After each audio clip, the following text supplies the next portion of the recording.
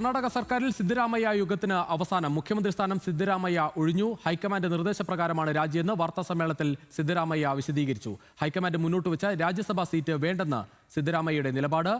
ഡൽഹിയിൽ രാഹുൽ ഗാന്ധിയുമായി സിദ്ധരാമയ്യ കൂടിക്കാഴ്ച നടത്തും. അതേസമയം മുഖ്യമന്ത്രിയായ DK ശിവകുമാർ 3 ദിവസത്തിനുള്ളിൽ സത്യപ്രതിജ്ഞ ചെയ്യും. 50 വർഷം നീണ്ട സിദ്ധരാമയ്യയുടെ രാഷ്ട്രീയ ജീവിതത്തിലെ വലിയൊരു അധ്യായം അവസാനിച്ചിരിക്കുന്നു. കർണാടകയുടെ ചരിത്രത്തിൽ ഏറ്റവും കൂടുതൽ കാലം മുഖ്യമന്ത്രിയായ ആൾ പദവി ഒഴിഞ്ഞിരിക്കുകയാണ്. അധികാരമാറ്റം ചർച്ചയാകുമ്പോഴെല്ലാം സിദ്ധരാമയ്യ പറയുമായിരുന്നു, ഹൈക്കമാൻഡ് രാജിവെക്കാൻ പറഞ്ഞാൽ താൻ അതനുസരിക്കുമെന്ന്.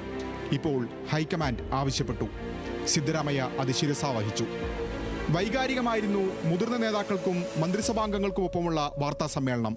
ಮೊದಲಿನಿಂದಲೂ ಹೇಳ್ತಿದ್ದೆ, ಅನೇಕ ಸಾರಿ ಹೇಳಿದ್ದೀನಿ ಮಾಧ್ಯಮದವರು ಮುಂದೆ ಮತ್ತು ಹೊರಗಡೆ, ಹೈಕಮಾಂಡ್ನವರು ಯಾವಾಗ ಸೂಚಿಸ್ತಾರೆ ಆವಾಗ ರಾಜೀನಾಮೆಯನ್ನು ಕೊಡ್ತೇನೆ ಅಂತ ಹೇಳಿದ್ದೆ.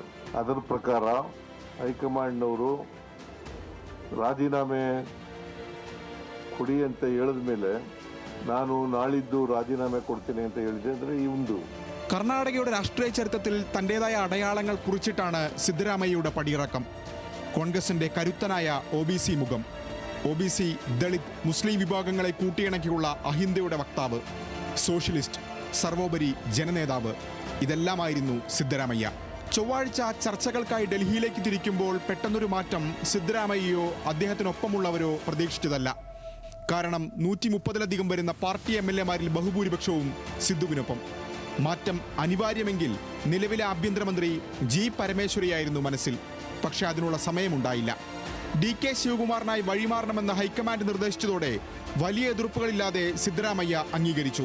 എന്നാൽ ദേശീയ നേതൃത്വത്തിലേക്ക് വരണമെന്ന ഹൈക്കമാൻഡ് നിർദ്ദേശം സിദ്ധരാമയ്യ അംഗീകരിച്ചിട്ടില്ല. MLA ആയി തുടരാൻ അനുവദിക്കണമെന്നാണ് നിലപാട്.